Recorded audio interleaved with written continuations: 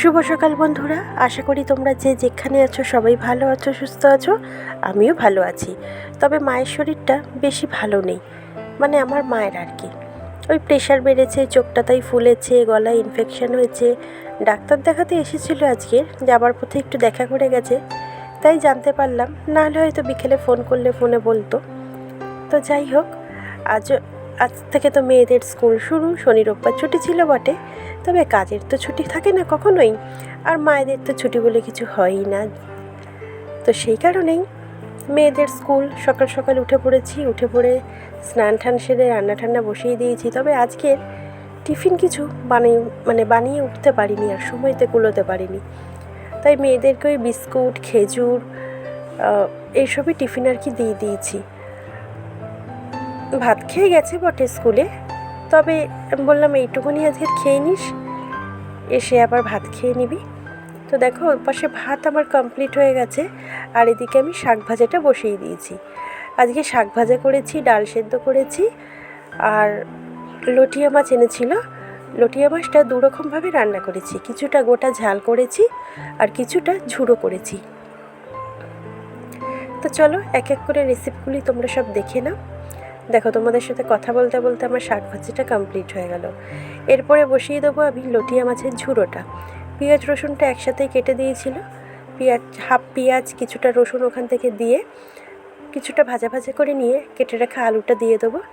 আলুটা ভাজা হয়ে গেলে পরে বেশ লাল লাল করে ভাজা হবে। তারপরে হলুদ, লঙ্কা, লবণ দিয়ে কেটে রাখা মাছগুলি কিছুটা পরিমাণ দিয়ে দেবো, দিয়ে ঢাকনা চাপা দিয়ে দেবো। আর আজকে যেহেতু দুজনেরই স্কুল, একটু চাপ ছিলই।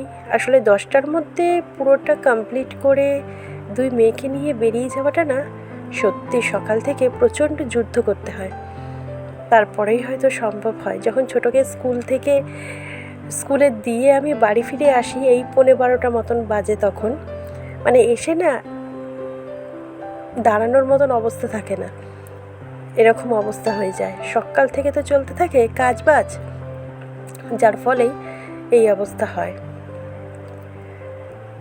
মানে প্রচণ্ড চাপ থাকে যখন দুজনেরই স্কুল থেকে। হয়তো বড়টা এক একদিন পড়ার কারণে স্কুলে যায় না, তখন একটু হালকা হাত থাকে, কেন ওর স্কুলের ব্যাপারটা মেনটেন করতে হয় না।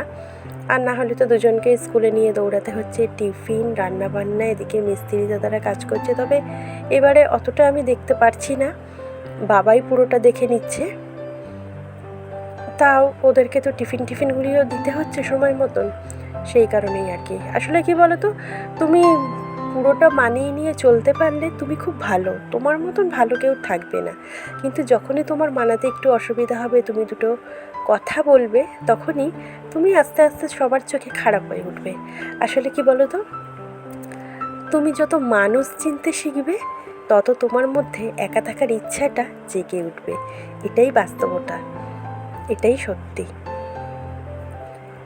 তো যাই হোক, দেখো এই মাছের ঝুড়োটা তো কমপ্লিট হয়ে গেল। এরপর আমি মাছের ঝালটা বসিয়ে দিয়ে মেয়েদেরকে জামা কাপড় বার করে দিলাম, খেতে দিয়ে দিলাম। ওরা বললাম নিজেদের মতনই আজকে তোরা বাবা খেয়ে নে, আমার খাওয়ানোর সময় নেই। আর ওদের তিনজনেরই খাওয়া টাওয়া কমপ্লিট হয়ে গেছে। আর আমার তো সকাল থেকে খাবার মতন বসারই সময় থাকে না, আর খাবো সে তো আমার মাথার ওপর থেকে বেরিয়ে যায়। সকাল থেকে ওই চায়ের ওপরই চলে আমার। মেয়েকে স্কুল থেকে দিয়ে এসে তারপরে হয়তো কোনো দিন ইচ্ছা করলে খাই, কোনো দিন ক্লান্তিতে শুয়ে পড়লে হয়তো ঘুমিয়েই পড়ি, একবারে উঠে দুপুরবেলায় খাই। এই হচ্ছে আমার অবস্থা। তো দেখো, মাছের ঝালটা আমি বসিয়ে দিয়ে এবারে বেশ ওই লটিয়া মাছের ঝালে না জল দিতে লাগে না, মাছ থেকেই যা জল বেরোয় তাতেই কমপ্লিট হয়ে যায়। তো ধনেপাতা ছড়িয়ে নামিয়ে ফেললাম। তারপরে দেখো আমি রেডি হয়ে গেছি, মেয়েকে রেডি করা, বড় মেয়ের চুল বাঁধা। ছোটো মেয়ে একা একা এখন ড্রেস পরতে শিখে গেছে, তবে আজকের ওর বাবা পরিয়ে দিয়েছে বাড়ি ছিল দেখে। আর আমি বড় মেয়ের চুল বেঁধে দিচ্ছি, আর আমার ছোটো মেয়ে ভিডিওটা করে দিচ্ছে। তো চুল বাঁধা কমপ্লিট হয়ে গেল। তারপরে স্কুলে নিয়ে চলে গেলে আমার আসার পথে, এগুলি কি বলো তো, আশফল। আমরা খেতে না ভীষণ ভালোবাসি, লিচুর মতন হয়, তবে লিচুর থেকে খেতে ভীষণ টেস্টি, খুব মিষ্টি। যখনই দেখতে পাই তখনই নিয়ে আসি। তো তো একটু আশফল কিনে এনেছিলাম, কয়েকটা খেয়েছিলাম আর বাকিটা রেখে দিয়েছি মেয়েদের জন্য। তো চলো টাটা, আজকের মতন ভিডিওটা এখানেই শেষ করলাম। আশা করি তোমাদের ভালো লাগবে। ভালো লাগলে অবশ্যই পাশে থেকো, চ্যানেলটা সাবস্ক্রাইব করো, লাইক শেয়ার কমেন্ট করতে ভুলো না। এতক্ষণ ধরে আমার সঙ্গে থাকার জন্য, পুরো ভিডিওটা দেখার জন্য সকলকে থ্যাংক ইউ সো মাচ।